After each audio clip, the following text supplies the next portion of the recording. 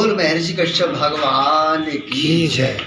माता अदिति वामन भगवान की जय। बोल शंकर भगवान की जय। बेटा जो तुमने पूछा वह अपने देश और समाज के हित में बहुत अच्छा पूछा। हमारी भारतीय संस्कृति के आधार पर होली महापर्व माना जाता है जी। होली का महत्वपूर्ण विषय है कि हम लोगों को इस मदिरा और मांस आदि से बच कर के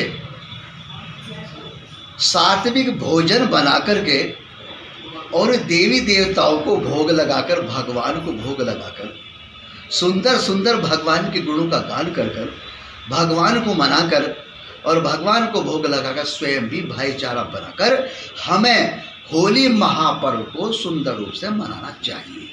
हमको भाईचारा कायम करना चाहिए, अपना भेदभाव दूर करके और भारत में समस्त भारतवासी भाईचारा कायम करके अपने इस त्योहार होली को बड़े शांत भाव से सुंदर रूप से मना करके ही हमको प्रेम पूर्वक इस त्योहार को संपन्न करना चाहिए, पूर्ण करना चाहिए। बोल महर्षि कश्यप भगवान की जय। गुरुजी, रंगोत्सव का क्या संदेश है, क्या मैसेज है? रंग आदि गुलाल आदि जो हमारे यहाँ होली पर्व पर चलता है तो वो तो एक बहुत सुंदर व्यवस्था है। यानी रंग और गुलाल का महत्वपूर्ण विषय ये है कि वह सात्विक व्यवस्था है, देवी देवताओं की व्यवस्था है। अगर हम इससे हट करके त्यौहार को मनाते हैं तो हम अपनी संस्कृति से अलग हट जाते हैं। इसीलिए हमको ये रंग और गुलाल जो है ये प्राकृतिक व्यवस्था है, इसको रंग करके ही हम लोग अपने प्रभु को मना सकते हैं, संतुष्ट कर सकते हैं और प्रभु को आकर्षित करके अपना कल्याण कर सकते हैं। बोल महर्षि कश्यप भगवान की जय। यानी होली महापर्व पर हमें रंग गुलाल आदि ये भाईचारा कायम करता है। यानी इसके पहले जो भी इस पृथ्वी लोक में अवतार हुए हैं उन्होंने भी रंग का प्रयोग किया है। रंग का अभिप्राय ये है कि प्रभु के रंग में रंगना। गुलाल का मतलब यह है कि एक दूसरे के मस्तक पर अपने सुंदर करों द्वारा टीकाकरण करते हुए और अपने आप में भाईचारा कायम करना और भाईचारा कायम करके भेदभाव दूर करके शांतप्रद अपने जीवन को चलाना।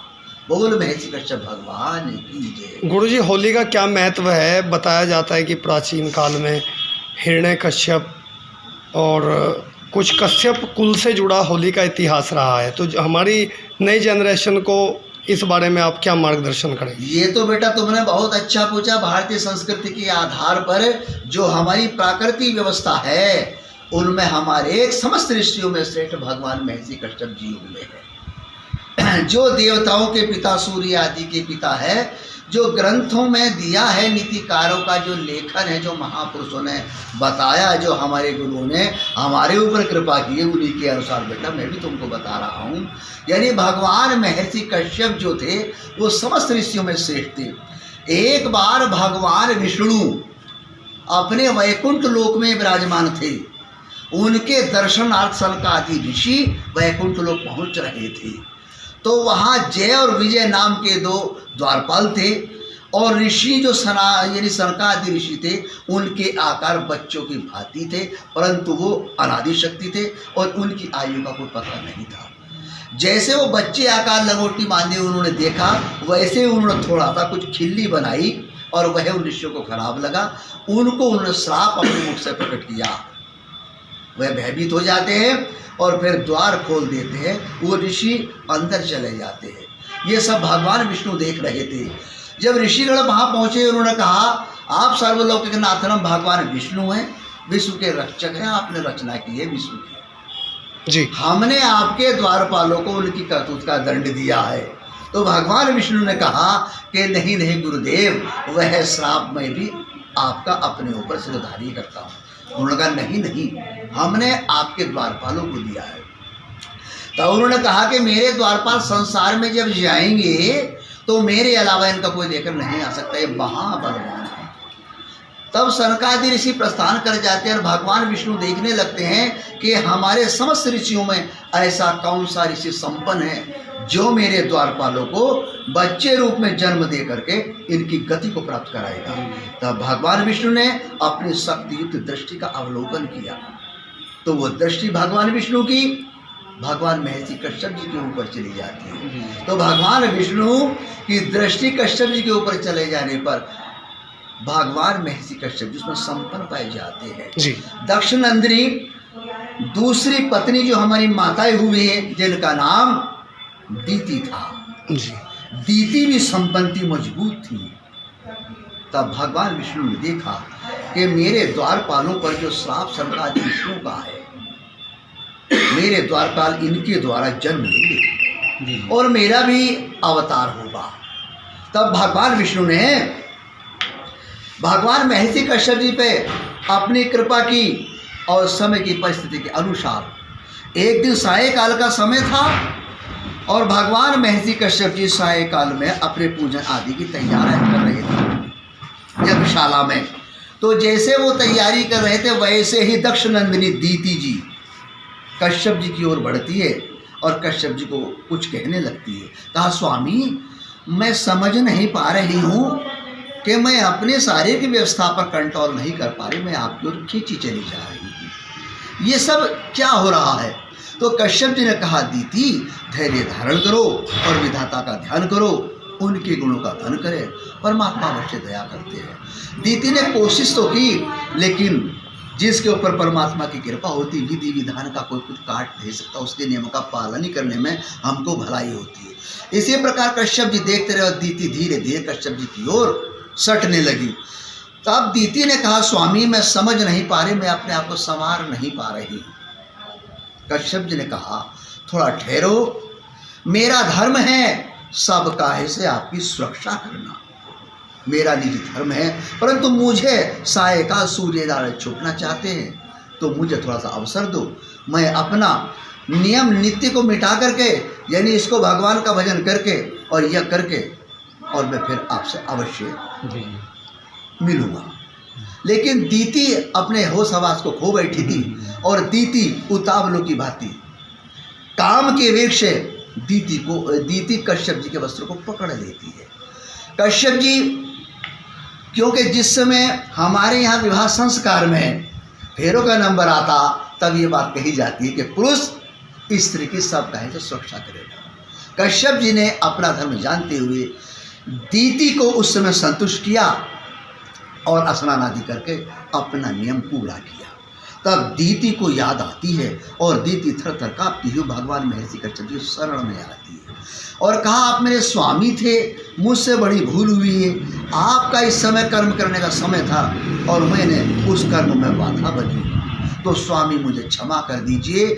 और मैंने जो ये कार्य किया है बिना किसी नियम के, बिना किसी अवसर के, इसका परिणाम क्या होगा स्वामी जी, आप बताने में सामर्थ है। तब भगवान महर्षि कश्यप ने कहा था, दीति तुमने जो कार्य किया है इसका परिणाम बहुत गंभीर होगा। स्वामी, इसका मेरे कर्मों का परिणाम क्या गंभीर होगा?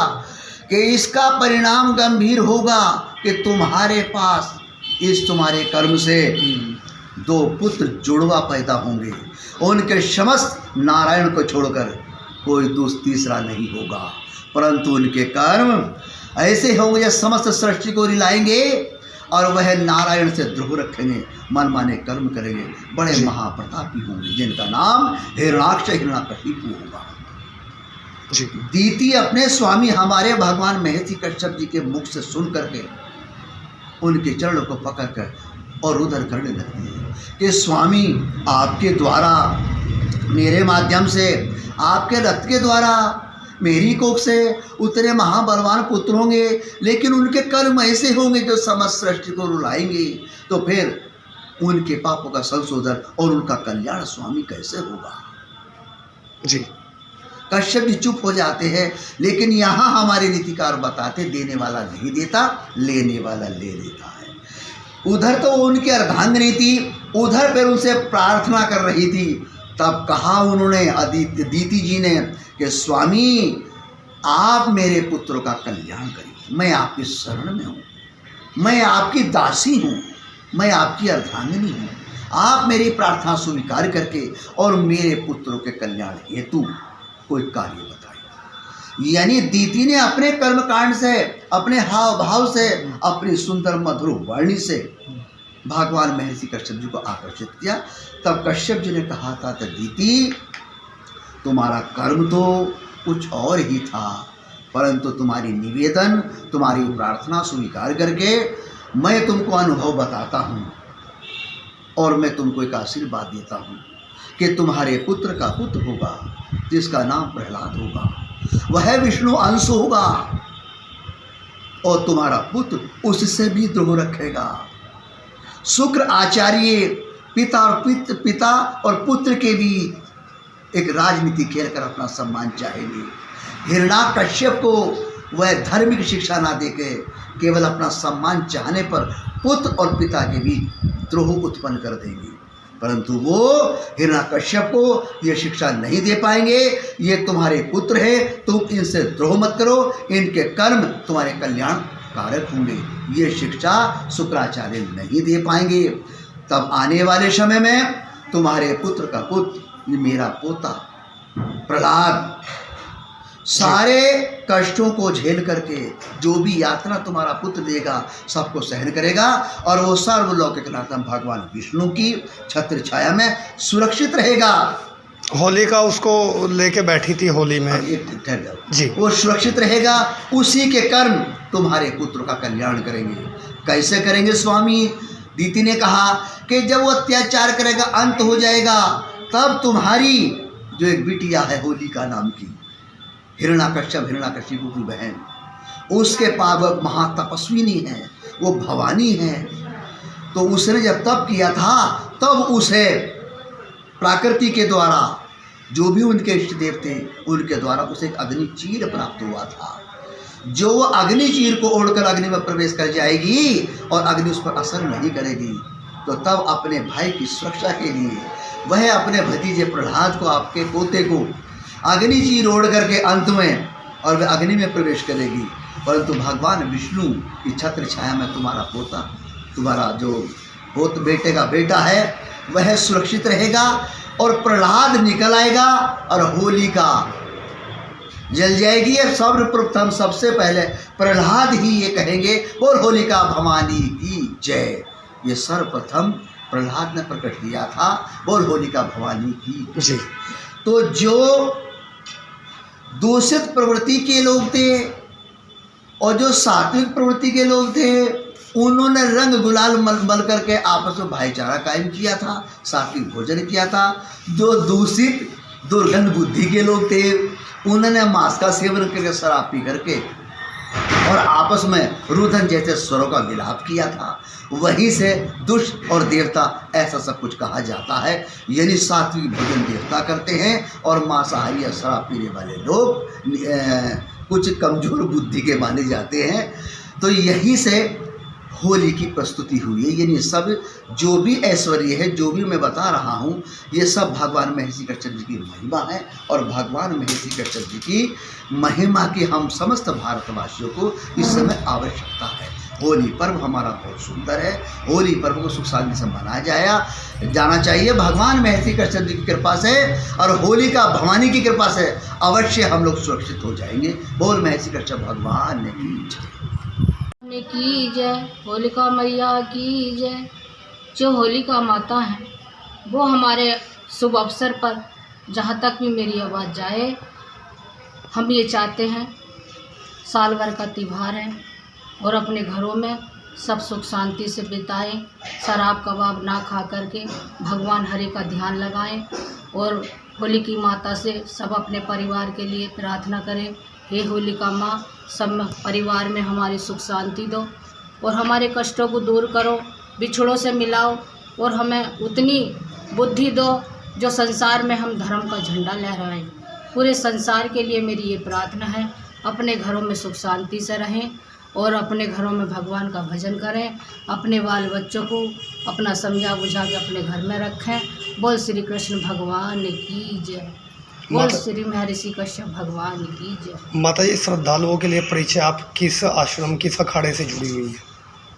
वैसे बेटा हमारा कोई अखाड़ा नहीं, हम तो सभी देवी देवताओं को मानते हैं। और भगवान विष्णु हमारे जगत के पालनहार हैं। हम सभी का ही स्वागत करते हैं। भगवान महर्षि कश्यप जी आश्रम का को परिचय हम बता दो। अपना इष्ट मानते हैं। आश्रम का परिचय। माँ गंगे बैराज निवासा, जहाँ मेरे सतगुरु करते हैं वासा। जिला नगर बिजलोर कहावे, साधु कुल्हाड़े वाले हरि गुण गाए। हम भगवान महर्षि कश्यप जी की छत्र छाया में सुरक्षित हैं और हम इस चाहते हैं जो कश्यप समाज है वो भगवान महर्षि कश्यप जी से जुड़े और अपना कुल को पवित्र करके लाए और अपना कल्याण करें। जगत का कल्याण तो पूरे संसार का कल्याण। और भगवान महर्षि कश्यप जी को वही पूजेगा जो कश्यप कहलागा। वो जय। श्री महर्षि कश्यप जी को नमन करते हैं।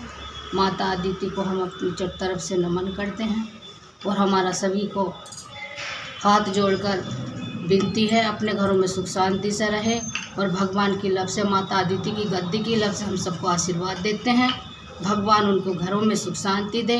होलिका माता सब पर अपनी कृपा बरसाए रहे और सुख शांति दे संसार में और भगवान विष्णु जी का झंडा लहरा जाए। बोल श्री महर्षि कश्यप भगवान की जय। जय माता।